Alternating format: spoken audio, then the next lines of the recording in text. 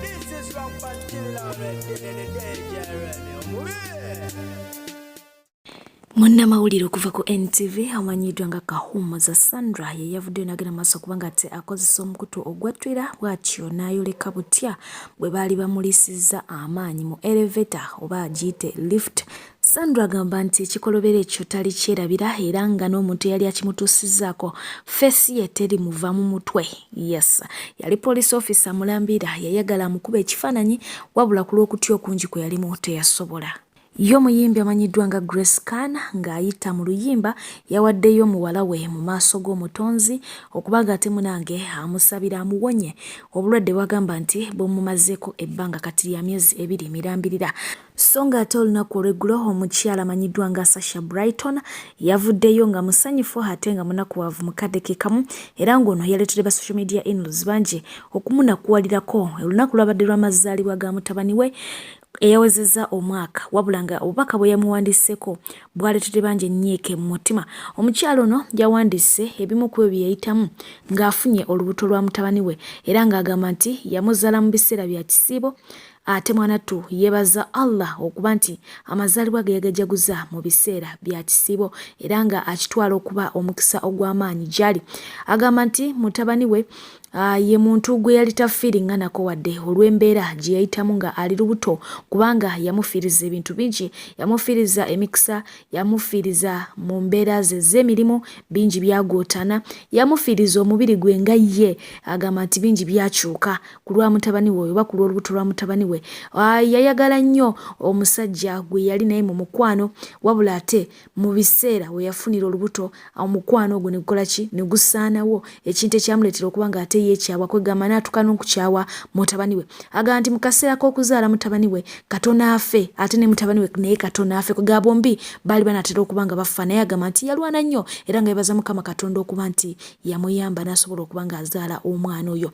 Mu kadde ke kamu ayongeddeko n'agamba nti yeebaza abantu abamubeereraho ku lusegere lwe ne yeebaza ne maama we eyasobola okuba nga ate ayimira naye okuyita mu kintu ekyo wabula nga yategeezanga maama we nga bw'atafiiringa mwana oyo nga naye tamanyi lwaki tafiiringa mwana oyo naye kyonna akyekuusizza ku mbeera gye yayitamu bwe yali olubuto naye yeebaza Mungu nti ate oluvannyuma yasobola okuba nga ate afiiringa mutabani we nti ddala ki mutabani we agamba mwana yamuluma yamuyisa mu bingi era ng'amwagaliza amazaalibwa amalungi okukamala n'asaba Mungu amuwangaaze n'asaba Mungu amusanyuse aleme kuba nga ate amulabya ennaku yonna okutuuka ku nnaku nga ye gye yayitamu ng'ali lubuto lwe.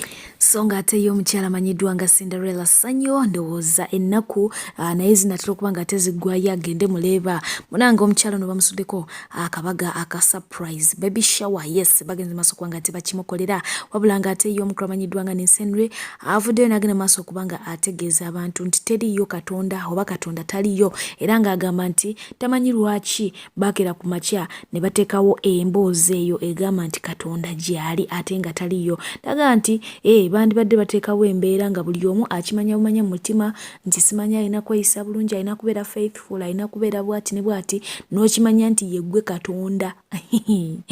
Ebigambo bingi byawandiise awo n'agamba ye yatamwa bino ebyokugamba mbu he's great, he's manya powerful, simanya he's this n'agamba nti lwaki si she kwegamba mu bufunze ye agambye Katonda taliyo, God doesn't exist. Bigambo bibadde bingi nnyo era nga bangi bagenze maaso kubanga ate bamutaamukira oba bamuviira mu ki mu buntu ku lw'ensonga eyo. So ng'ate ye omukulu amanyiddwa nga Dr. Bosa Kyaddaaki bw'atyo atulaze ku mama Kikaba omukyala amanyiddwa nga Penina weewaawo wadde omukyala muto nnyo nnyo ekintu bagenda kuba nga ate bakikwasaganya omukyala ga ntakinaako tabu yeeyagalira omusajja we ate nga n'omusajja naye yeeyagalira mukyala we munange.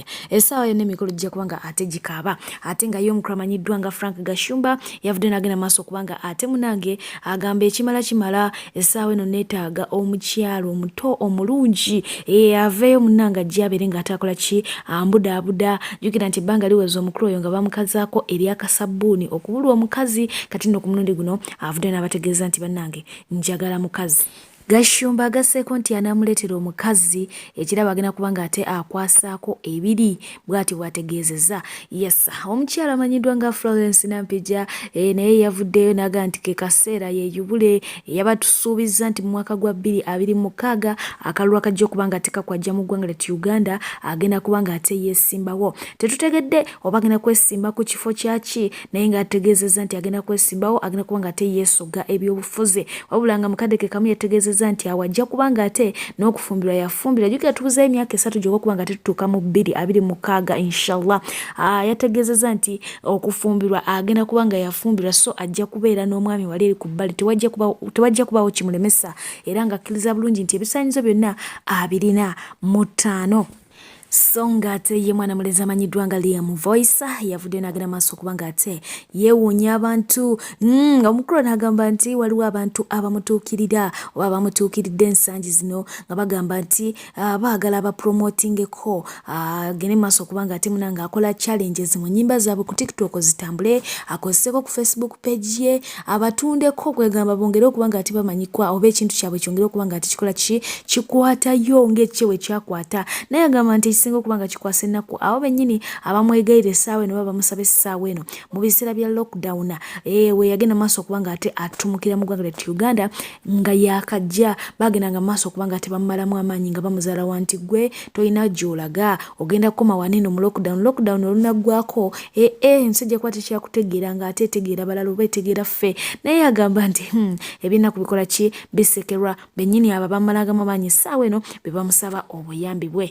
Ate ye omukyala amanyiddwa nga Neta Fabiola avuddeyo bw'atyo n'agenda mu maaso okuba nga ate asaba omuntu omu agende mu maaso okuba nga amwebalizaako ku bba omukulu Mark okuba nga ate munange buli kiseera amumekinga okubeera omusanyufu. Agamba nti tamanyi butya bw'akikola naye munange alabira awo nga buli kiseera amwenyereketa, buli kiseera musanyufu, era bw'atyo n'agenda mu maaso okuba nga ategeeza nti feeling gy'awulira agyagaliza buli omu abeere nga ate munange agiwulirako kubanga nfefu okukamala.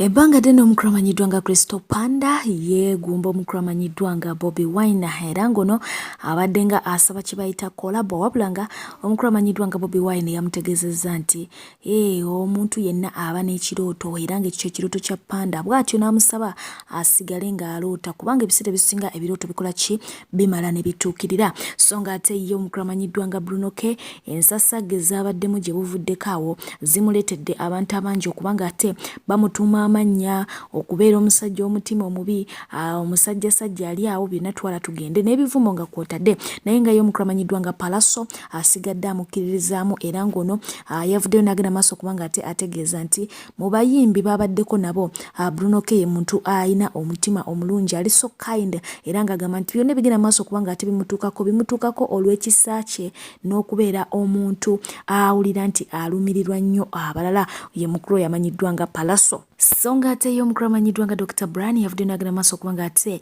yeemulugunya ku mukulu amanyiddwa nga Grenade Official. Kino yakikoze ng'asinziira mu studio za Galaxy FM.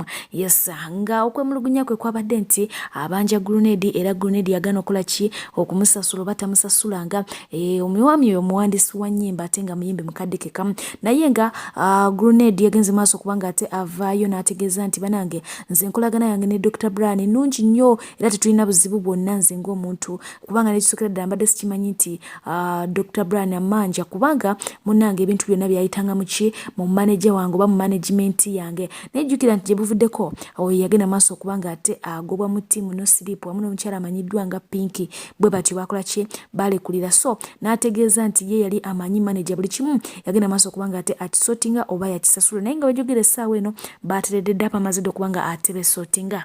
Olunaku olweggulo omukulu amanyiddwa nga Gravity Omutuju yavudde n'agenda maaso okuba nga ate atendereza omukulu amanyiddwa nga Eddie Kenzo n'amugamba nti ng'ovudde ku bino ebyawa ne Uganda musimanya abanene abasatu simanya bikoze bitya mu East Africa yonna, mwana papa gwe akyasinza okuba nga ate okikuba oli w'amaanyi oli wa Tabo Kamala. Yes, era n'amuwanika. Eddie Kenzo yavudde n'agenda maaso okuba nga ate amusiima n'amugamba nti munange webale, wabula nga ate ye omukulu amanyiddwa nga Big Aya bino yagenze maaso okuba nga ate abipinga n'agamba nti akwenda huko gwe biki byogerako, whom are you, what are you, najja olulimi lw'amadubala awo n'alukozesa n'amugamba nti genda maaso okuba nga atoddamu okwetegereza biki by'okoze, otherwise bino by'owandiise wano bijjudde ebiraka oba ebituli bingi okukamala. ate nga yo mukyala amanyiddwa nga Doreen Kabalebe bw'ati yavudde n'agenda mu maaso okubanga ate munange abaako kyasaba bafotografa ngamba bakubiba ebifaananya n'abategeeza nti banange mulekeraawo kubanga ate mutujubisa nnyo mutweditinga nnyo ne mutuwa hips figures tutalina busikiini amabina n'abantu ne batutukako physically ne bagamba bannange ndaba siraba yoono oba si yoono batugeya bwe batyo bw'atyo bwe yagenze mu maaso okubanga ate akola ki abasaba ate nga ye omukyala amanyiddwa nga Zuzu Zuwena amazaalibwa ge gajaguziddwa olunaku olw'eggulo wabula ng'ate ye bba amanyiddwa nga Bebe Cola yavuddeyo ng'agamba nti mu bulamu bw'ensi eno ekintu kyawulira nga tayagala kwe kufiirwa omukyalo noba omukyalo no kwe kumuvaako era nga yagenze maaso okuba ng'ate ku lunaku olwo asaba Mukama abongera obuwangazi emyaka nga bali wamu bonna kubanga agamba nti okumala emyaka 2 n'omusobyo n'omuntu si kintu kyangu. Yes, ate nga y'omukulu amanyiddwa nga Madubala yasinkanye Mama Fina munange era bw'ati yagenze maaso kubanga ate amuwa akafumito Supalubalula n'amusimba n'ensimbi enkalu obukadde 5 eza Uganda era ngono yavudde n'agenda maaso kubanga abuuza ex we nti kati lwaki amunoonya ate nga luli yalinga amwesamba ngera kubanga ate nkusibira n'omulungi omwagala nsabe mungate kumira mpera kunkumire webale kubanga ate otambule naffe mubeere bulungi musule bulungi mbagala nnyo mweraba ba ajati mwe baani ababoola munnammwe mu kisiibo kino olw'okuba talina iPhone. Who are you? Muzaala temuzaala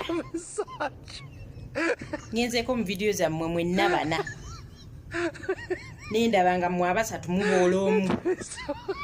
Ajati wa Bulaaka lekeraawo okwesiba ku bantu. Kola ku mikwano emirala egyo si mikwano gyo. Kiwulidde? Kola ku mikwano emisajja tegiina mpisa mbi. Beera nga nze siina mukwano muwala. Mubodde mu kisiibo olwo musiiba oba. Who are you? Mwe baani ababoola munnammwe. Nafa 2006 nengenda mu ggulu nendaba Yesu nendaba kitaffe mu ggulu gwe bayita omuyinza w'ebintu byonna. Mumpulira temumpulira abalala? Ani atawulira? Okay. Simanyi kuleekaana nyenewe. Nsobola okuleekaana naye simanyi oba banaasobola okunyongezaako oba microphone eweddeyo.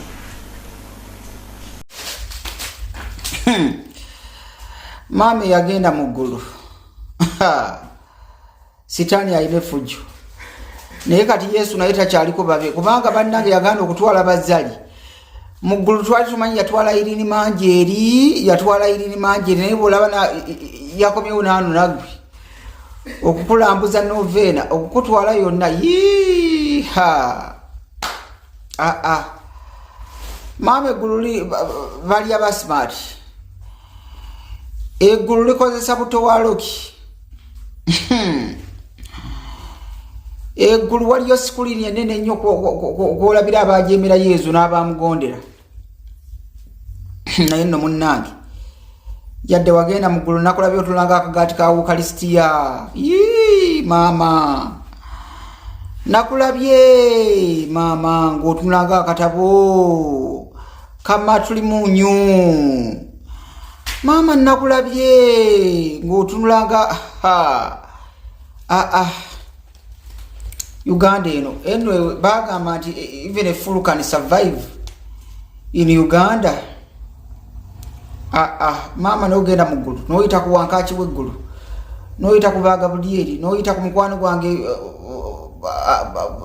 Yobu bonna n'obayitako ba Yobu n'oyita ku ba Musa n'oyita ku baani n'ogenda mu ggulu era n'omanya n'olunaku lwe wafa n'olwazuukira n'okomawo e Kampala wano. Kati oli mu kkanisa omwekereziya Katolika okutta akazindaalo owuwoola Bana Uganda. Mama, nkubirako nkwadde milioni 10. Zikuyambe, I'm giving you 10 millions to be of support and help. Zikuyambe ko mama, osobola okudda engulu. Mbatabulidde ekyokunywa wano okubalaga nti bw'otabula Buganda ku mpukya, n'oteeka mu ttolero, n'oteeka mu simayani, n'oteeka mu lokubomu, n'otabula ebyokunywa ebyo byonna eby'ekivedevede bw'obiteeka mu girasi bweti. Omaliriza olabye Yezu. Omaliriza olabye Yezu. Naye bambi. Aha, Mukama akubeeri. Mulekerawo okuzanyira ku linnya lya Katonda. Stop being a fool to yourselves. Muggulu muntu yekagwe tukakasi yagende okulaba Yezu yali Pastor Irene Manjeri yesobola akulidde mu America abadde London abadde Singapore oyo obujulizi bwo tubulira. Nibo obanga nawe yasuze enjala wazze wagenze wa Yezu kati Yezu awedde mu value. Eggulu nange enkyando ozanja ku booking eggulu ngende nkomewo mbanyumize ebyafudde wa Gabudieri ne Yezu.